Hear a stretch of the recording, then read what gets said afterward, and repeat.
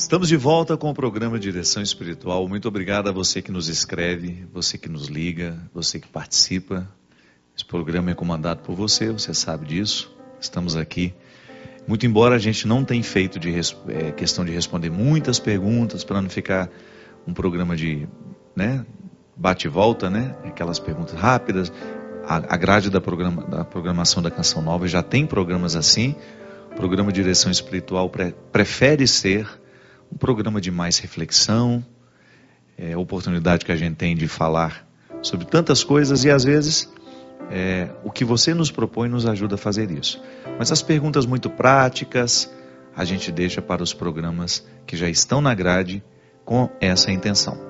A Direção Espiritual também responde por questões mais práticas, mas nós estamos desejosos de que isso aqui seja cada vez mais uma sala onde um bom bate-papo acontece, tá bom? Muito obrigado você que já está conosco, você que já conhece, você que divulga o programa também. Muito obrigado. Uma pessoa lá de Pernambuco, da cidade de Barreiros, ela escreve e diz que cometeu um aborto há 10 anos atrás, que ela se confessou, mas que o padre no momento não deu nenhuma penitência. E ela pergunta se ela foi absolvida do pecado. Bem, se o padre fez a absolvição, minha filha, você foi absolvida. O que na verdade acontece é que às vezes a penitência, aquilo que o padre nos pede para fazer, ela tem um efeito psíquico também em nós. Além de ter um efeito místico, espiritual, ela provoca um efeito assim como se você estivesse pagando uma promissória, É disso que a gente precisa se livrar.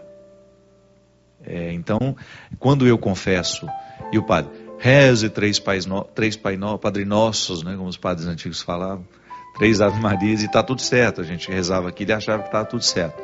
Eu particularmente penso que nós não podemos ter essa visão mágica do sacramento da penitência. Toda vez que eu recebo uma penitência, eu tenho que me impor uma outra também. É como se eu estivesse dando uma dimensão pedagógica ao meu erro. Porque rezar 3 Ave Marias e está tudo certo? Não, eu acho que eu tenho que descobrir alguma coisa daquele pecado cometido que eu possa transformar numa virtude. Por exemplo, eu confesso que eu menti, que eu enganei alguém.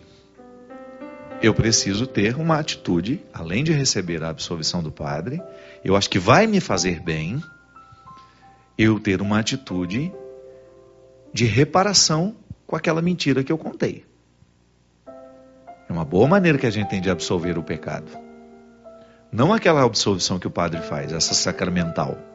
Essa já foi feita e nós acreditamos que a palavra do padre, porque ele está agindo em persona Christi, ele é o próprio Cristo, o sacerdócio nos dá esse direito, que também é uma responsabilidade.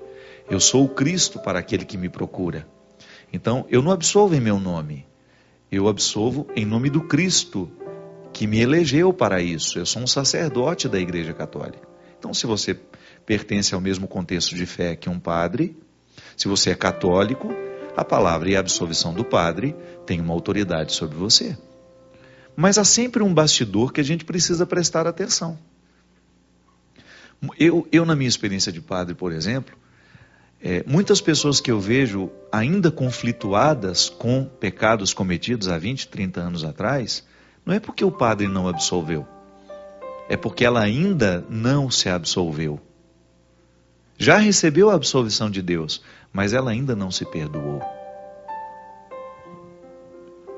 Eu me lembro daquela cena do filme Titanic, quando aquelas mulheres estavam no barco, no bote, que era para ter muito mais pessoas, e elas escolheram ir logo no início e largando as pessoas para trás, porque elas estavam com medo de que aquele bote ficasse cheio. A personagem, que eu não me lembro o nome da atriz, uma atriz que tem uma presença muito marcante no filme, ela diz assim que, enquanto ela via o navio afundando, e aquele bote ainda com espaço para pessoas, e eles não voltaram, porque Algumas pessoas que estavam no bote gostariam de voltar para buscar mais gente, mas a maioria não quis.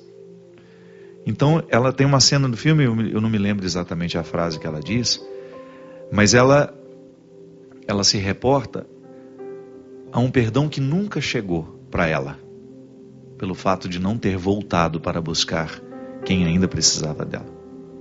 Um perdão que nunca chegou. Digamos que essa mulher tenha confessado que isso fosse real, dentro daquele contexto do naufrágio, que o naufrágio foi real, mas digamos que ali, naquele momento, em que alguém dentro daquele bote, que caberia ainda mais 20 pessoas, mais 30 pessoas, tenha se sentido incomodada com a atitude de não voltar para buscar, tenha contado isso a um padre e foi absolvida pelo pecado. Só que recebe-se o perdão de Deus, mas tem uma dimensão humana desse perdão, minha gente, que se a gente não encontra, é como se o perdão de Deus não provocasse dentro de nós as consequências. Sabe? É como se eu ficasse privado de um desdobramento daquele perdão recebido. Porque o ser humano, em última instância, ele sempre vai querer essa coerência pessoal. Isso é um fruto da conversão em nós. Pode observar, quanto mais você mergulha em Deus, quanto mais honesto for o seu processo de fé, maior vai ser o seu desejo de ter uma coerência pessoal. A coerência que dá liga à nossa vida. Quando você percebe que você está costurado por dentro, você está alinhavado a uma convicção e que as suas atitudes estão alinhavadas a esta convicção. A gente precisa se perdoar todos os dias. É impressionante como nós temos necessidade de perdoar a gente todo santo dia. Por aquilo que a gente não conseguiu, por aquilo que a gente não alcançou. Eu falava aqui no início, né? Eu posso muito bem quebrar a minha dieta, que é um propósito simples na minha vida. Chega no final do dia, a consciência está igual um chumbo. Não é assim? E eu preciso me reconciliar, porque se eu não me reconcilio, eu me esculhambo na minha dieta. Eu relativizo. Eu já comi aquele doce mesmo. É assim que o inimigo vai encontrando brechas na nossa personalidade. Às vezes a gente encontra pessoas que são tomadas pelo diabólico, pelo tanto de brechas que essas pessoas foram abrindo na sua vida para que o diabólico crescesse. Isso nos acontece, minha gente, através de coisas muito simples. Quando nós relativizamos um valor para nós, é um valor, aquilo é uma preciosidade para mim. Se a gente relativiza, aquilo provoca um estado de incoerência. E essa incoerência vai infelicitando a gente. Uma pessoa incoerente é uma pessoa infeliz, sim. A incoerência gera infelicidade. Então, quando eu busco esse perdão de Deus e naturalmente faço alguma coisa para que o meu pecado seja também perdoado por mim, que Deus perdoa sempre. Deus perdoa sempre. Nós acreditamos na misericórdia divina que comporta justiça, claro. Mas essa misericórdia não é negada a ninguém. Não há pecado nessa vida que não possa ser perdoado, desde que o coração humano esteja disposto ao recomeço. Que Deus não pode fazer a obra sozinho. E é por isso que o sacramento da penitência tem o poder de transformar uma vida quando levado a sério. Quando você conta ao Padre os seus pecados, os seus erros, você recebe dele a absolvição. E quando você sai dali com o desejo de reconciliar-se consigo e com os outros, a experiência está completa. Ela abrangeu todas as dimensões da sua vida. Se ficou apenas na dimensão transcendental, se é só vértice, se é só eu e Deus, se faltou a linha do horizonte, eu, comigo, com os meus irmãos, com as pessoas que participam da minha vida, é bem provável que você se sinta incoerente. Então, minha filha, esse perdão recebido há 10 anos, se ele não desenvolveu em você uma reconciliação pessoal com seu erro, Deus até já te absolveu pelo mistério do sacramento. Mas você ainda não viveu a graça dessa absolvição. Porque uma coisa é a gente ser absolvido, outra coisa é a gente experimentar a graça que naquele momento nós recebemos. Deus me perdoa, eu recebo a graça. Mas agora, experimentar a graça na minha vida é outra coisa. Porque Deus não nos trata com imaturidade. Sempre vai ficar uma tarefa a ser realizada. É tão interessante a gente perceber isso, que a salvação de Deus é gratuita, mas tem sempre uma tarefa que nós precisamos executar. É a dimensão mais positiva do processo religioso em nós, quando você percebe que a sua experiência mística lhe compromete historicamente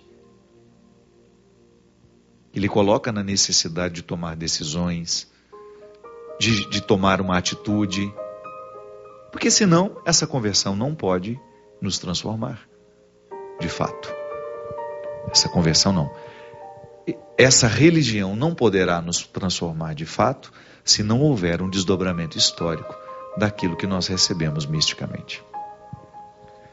Mas é um contexto muito amplo, né? O perdão será sempre um desafio para todos nós, porque não é uma mágica. A gente receber o perdão de Deus requer de nós uma atitude, e nem sempre nós estamos dispostos a essa atitude. A gente quer sair lá do confessionário com tudo pronto, né? Não é assim não. Deus não vai nos tratar de maneira imatura. Infeliz daquele que quer pautar a sua experiência religiosa no modelo imaturo de relacionamento. Se a mãe não pode fazer isso com o filho, imagina se Deus vai fazer isso com a gente. Me lembro que minha mãe nos educou assim. Se a gente aparecia lá em casa com uma coisa que não era nossa, não adiantava explicar que ganhou, que foi isso, foi aquilo. Ela fazia lá e passava vergonha na gente. Quero ver se ganhou mesmo. Aí no meio do caminho, não ganhei muito não achei. Até você confessar que você roubou. Tava lá no quintal do outro, eu peguei para mim. Então você não ganhou, então você vai lá devolver. Ela fez isso com meu irmão uma vez, me lembro direitinho. Ela conta a história, porque eu ainda não tinha nem nascido. Meu irmão apareceu lá com um carrinho que não era dele. Ela perguntou, onde você arrumou esse carrinho? Ah, eu ganhei de fulano de tal. É mesmo? É. Então vamos lá perguntar por que ele te deu. Aí ficou apavorado na hora, mas aí aceitou ir. Aí no meio do caminho começou a chorar. Não, na verdade eu não ganhei não. Eu peguei lá para brincar um pouco, sem a presença do proprietário. É assim, imagina. Se a mãe da gente nos dá essa oportunidade de crescer através de um erro cometido, porque aquilo ali fica registrado, minha gente. Um menino de 6, 7 anos tem uma mãe que vai lá no momento em que ele faz alguma coisa errada e não passa a mão na cabeça, você começa a ser homem desde cedo. Senão a gente vira um verme na vida. Se a gente não tem alguém para nos colocar esse limite, a gente vira um verme. É impressionante como a gente desgringola com muita facilidade. O ser humano tem uma facilidade muito grande a ser safado. E a gente precisa colocar essa safadeza dentro de um contexto de controle. Para isso nós somos educados, né? Então Deus não vai fazer isso conosco. Errou? Assuma as consequências do seu erro. Eu lhe perdoo, eu lhe dou a graça para recomeçar, mas faça a sua parte.